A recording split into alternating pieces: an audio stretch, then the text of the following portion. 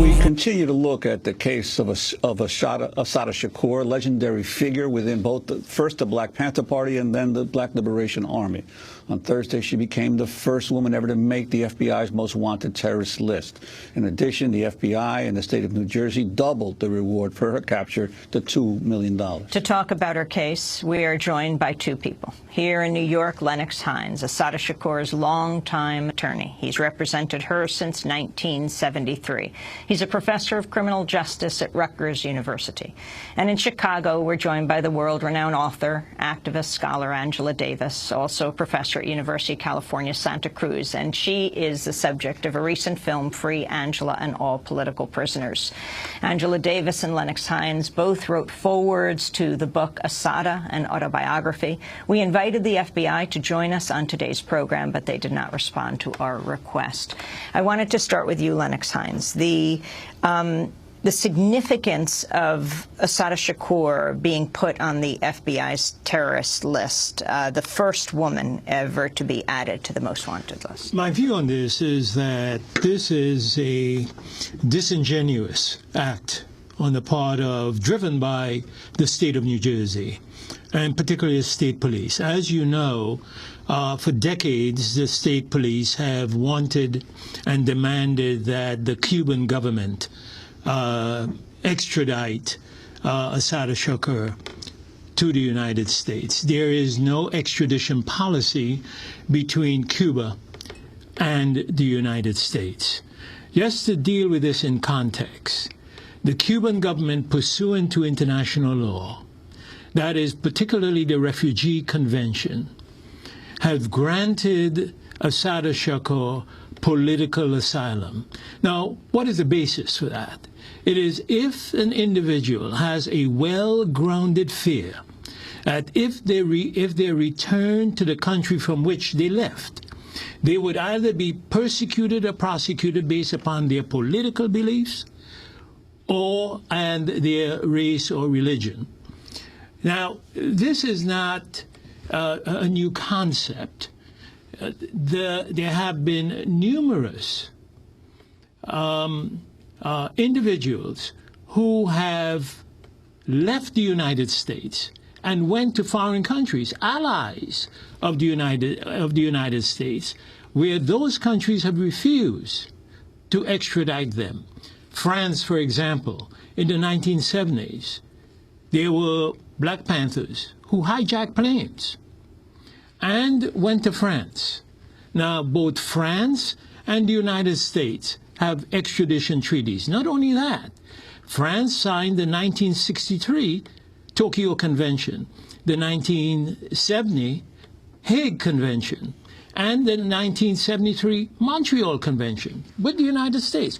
All of these are international agreements that require countries, host countries that are holding individuals who have hijacked planes, to extradite them or try them.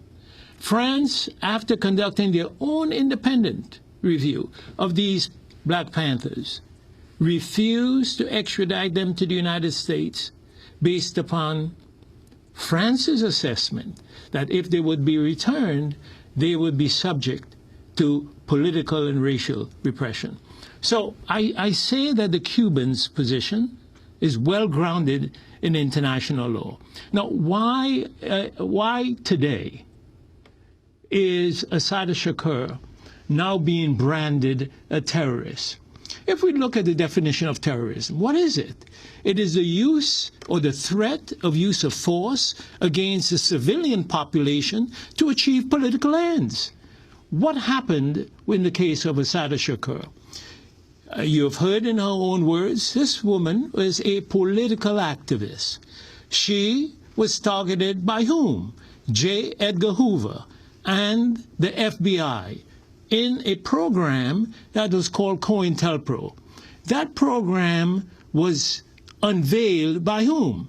Frank Church, Senator Frank Church in the 1970s. he chaired the Senate Intelligence Committee. That committee determined that the FBI was using both legal but mostly illegal methods to do what? In the FBI's own words, they wanted to discredit, to stop the rise of a black messiah. That was the fear of the FBI, so that there would not be a Mau Mau, in their words, uprising in the United States. And they were, of course, referring to the liberation movement that occurred in Kenya, Africa.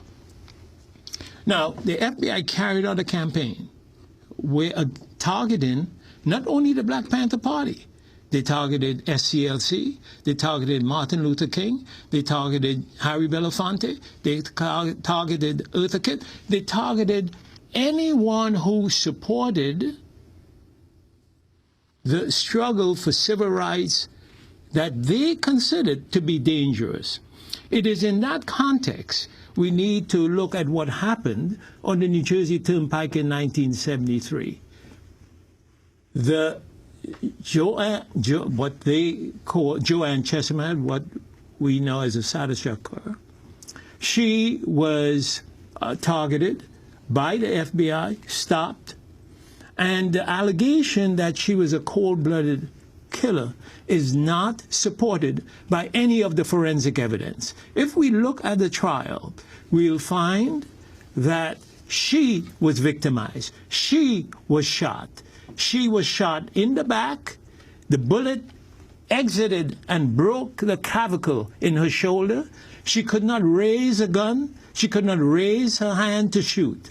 And she was shot while her hands were in the air. Now, that is the forensic evidence. There is not one scintilla of evidence placing a gun in her hand. No arsenic residue was found on her clothing or on her hands. So the allegation by the state police that she took an officer's gun and shot him, executed him in cold blood, is not only false, but it is designed to inflame. But Mr. Hinds, before we get into more of the details of the case, this whole issue of 40 years later, suddenly branding her a terrorist, and also insisting that she is a threat to the United States government at this time. Could you talk about the significance of that declaration? Well, I believe that we have to look at it in the context of what has just happened in Boston. I think that with the massacre that occurred there, the FBI and the state police are attempting to inflame the public opinion to characterize her as a terrorist, because the acts that she was convicted of has nothing to do with terrorism.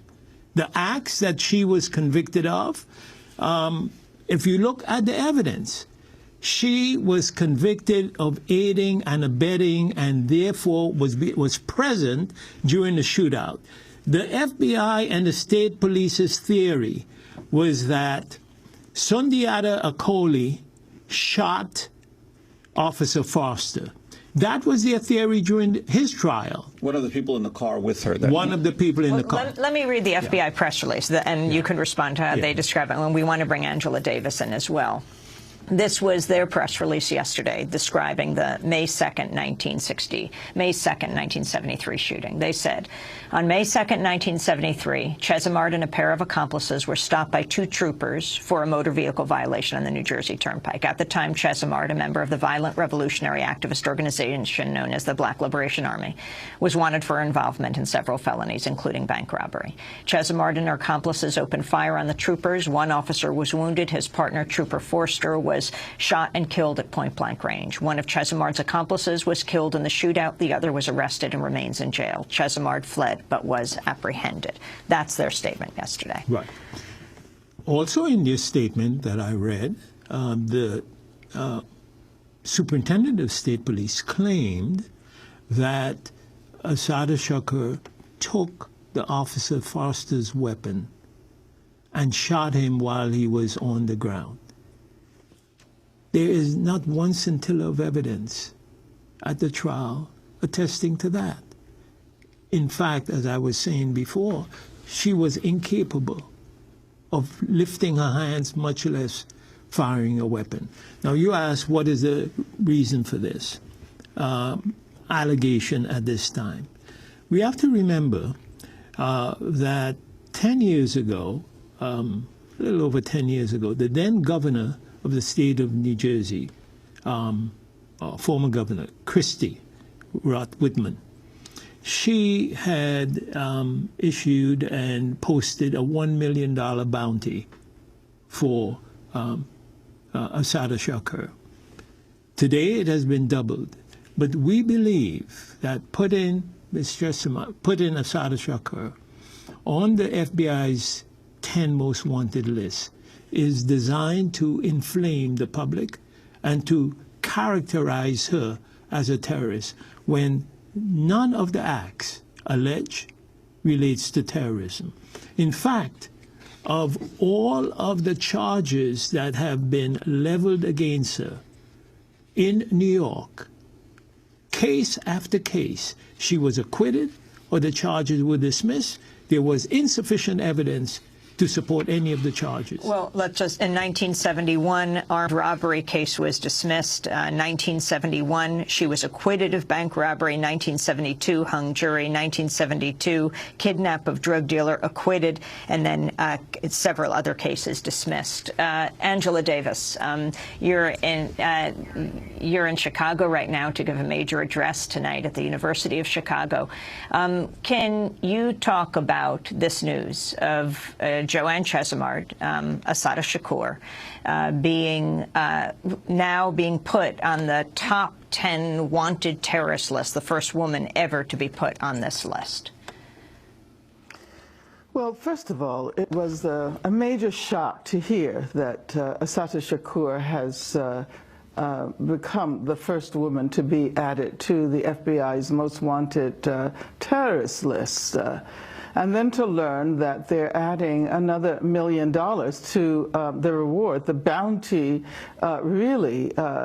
It seems to me that this act incorporates or reflects the very logic of terrorism.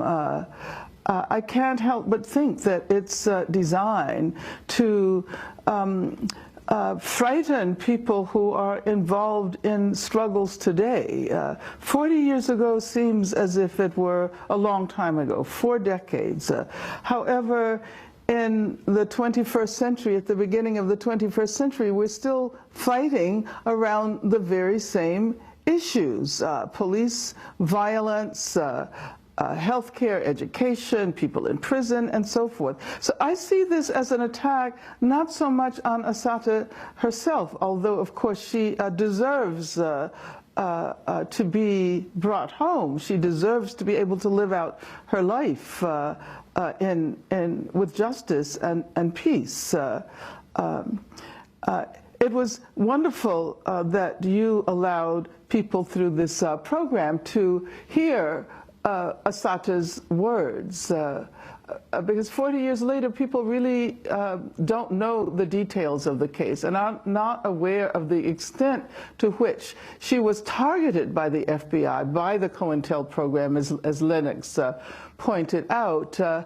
And it's amazing that in 2013, where she is living in Cuba as a political refugee, having been given political asylum by Cuba, she is still pursued. And actually, this is an invitation for anyone to travel to Cuba illegally and to kidnap her and bring her back to the United States, if not shoot her dead.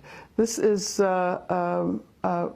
as I said, was an extremely shocking revelation. And Angela Davis, the government statement that she remains a threat to the United States.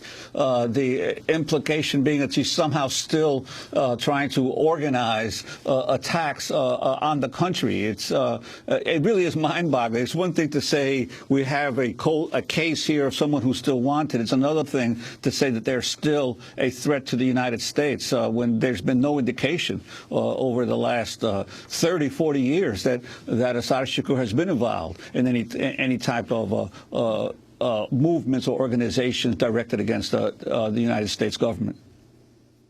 Well, see, there's always this slippage between what should be protected free speech, that is to say, the advocacy of revolution, the advocacy of radical change, and what the FBI represents as terrorism. You know, certainly Assata continues to advocate radical transformation of this country, as many of us do. You know, I continue to say that we need revolutionary change. This is why it seems to me that the attack on her reflects the logic of terrorism, because it precisely is designed to frighten young people, especially today, who would be involved in the kind of radical activism that might lead to change. But you're absolutely right. Assata is not a threat. If anything, this is a vendetta. She is innocent, and many of us have looked at the evidence, and as Lennox pointed out, there's no way that she could have possibly been the person who killed Forster, because she had her hands up and was shot in the back with her hands in the air, and could not have used a gun at that time. And so to represent her as a person who continues to be a threat to the U.S. government in the way that is described it seems to me, an effort to strike fear in the hearts of young people who would be active in the struggles that are represented historically by Assata, and struggles that continue today. Struggles against police violence, for example, consider the fact that so many people have been killed by the police in recent years. And I'm thinking about Kimani Gray in New York. I'm thinking about Alan Bluford in Oakland. Of course, Oscar Grant in Oakland. I'm thinking about the some 63 people who were killed last year in Chicago by the Chicago police. Lennox Hinds, this issue of what this allows the U.S. government to do, to be on the most wanted terrorist list. I mean, does this mean the government could move in like they moved in on Osama bin Laden, for example? I think what Angela said was right on point.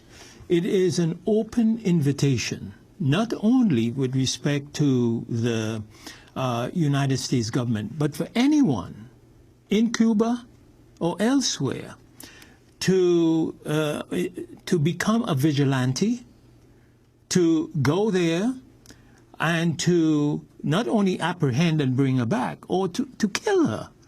So it's an open invitation. And, you know, when Cuba is accused of harboring terrorists, and when we look at the role of the United States and the United States government vis-a-vis Cuba, the United States government and the CIA have encouraged, trained, sent individuals to not only disrupt the Cuban economy by killing tourists, placing bombs in restaurants and hotels, but to assassinate Fidel Castro, and individuals who admitted that they were involved in the downing of a Cuban airliner in 1973. I'm talking about Posada Corrales. Here was a man who made the open admission, trained by the CIA, harbored by the United States. When he was found in the United States, did the United States prosecute him for those crimes? No. They on a pretext, prosecuted him for lying through the FBI all right, and acquitted him of that. I wanted to go back to